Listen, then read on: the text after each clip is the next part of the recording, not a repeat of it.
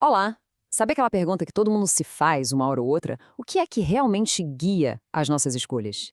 Hoje a gente vai mergulhar numa ideia que mudou tudo. A ideia de que a maior parte da nossa mente, na verdade, funciona escondida, bem debaixo da superfície, igualzinho a um iceberg.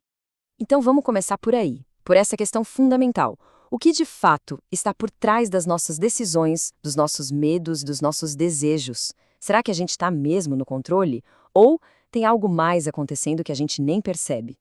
Para a gente conseguir entender isso, a melhor imagem é mesmo a do iceberg.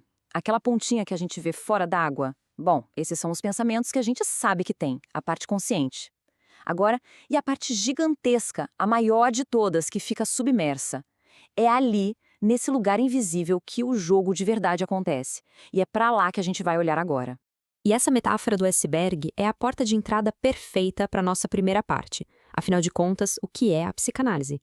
É exatamente isso, a arte de explorar esse mundo imenso que existe sob a superfície da consciência.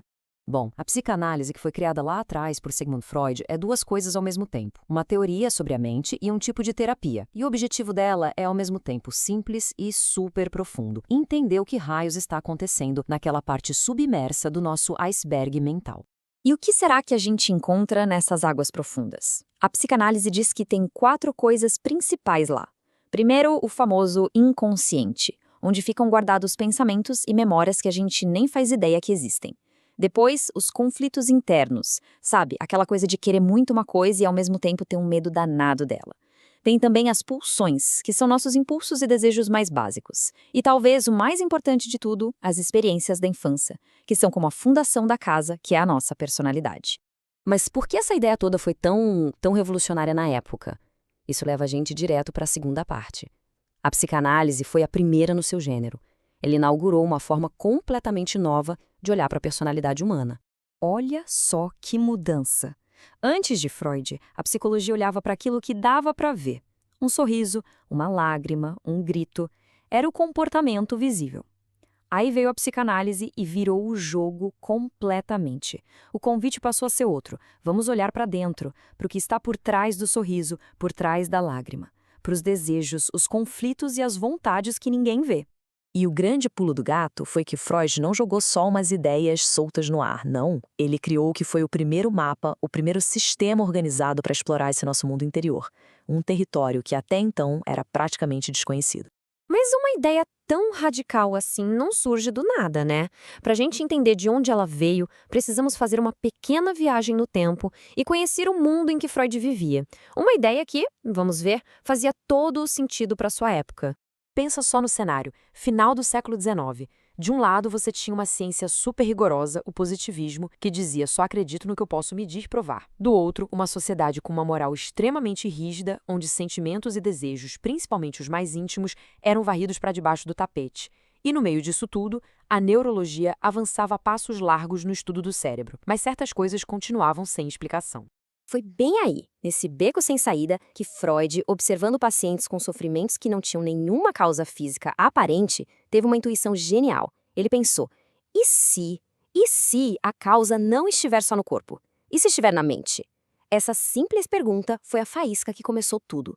E essa faísca deu início ao que a gente pode chamar de uma verdadeira revolução mental, uma ideia que mudou para sempre o jeito como a humanidade se enxerga. Porque até então, a ideia que se tinha era de um ser humano que era o mestre do seu próprio castelo. Alguém totalmente racional, com plena consciência de cada um dos seus atos. Uma visão de controle absoluto, de clareza total. A psicanálise chegou e pá!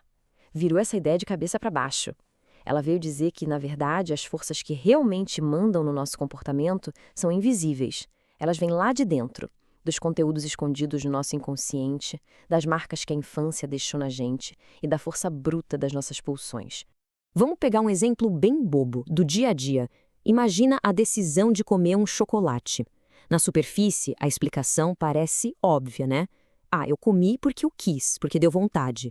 Mas é aí que a psicanálise nos convida a cavar um pouco mais fundo. E se, na verdade, por trás dessa vontade simples, existisse uma tristeza que não foi percebida?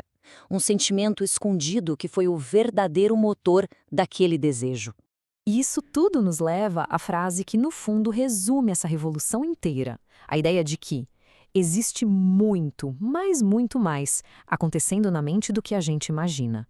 Essa afirmação parece simples, mas ela abalou completamente as estruturas do pensamento da época. No fim das contas, foi como se a gente descobrisse um mundo invisível dentro de cada um universo inteiro que, sem a gente perceber, está o tempo todo influenciando cada decisão, cada sentimento, cada ação nossa. Aquela ponta do iceberg é só o comecinho da história. E com isso, fica a reflexão. A psicanálise abriu essa porta e a pergunta continua tão poderosa hoje quanto era há mais de 100 anos. Que forças ocultas, que correntes submarinas estão agora mesmo moldando nosso mundo interior?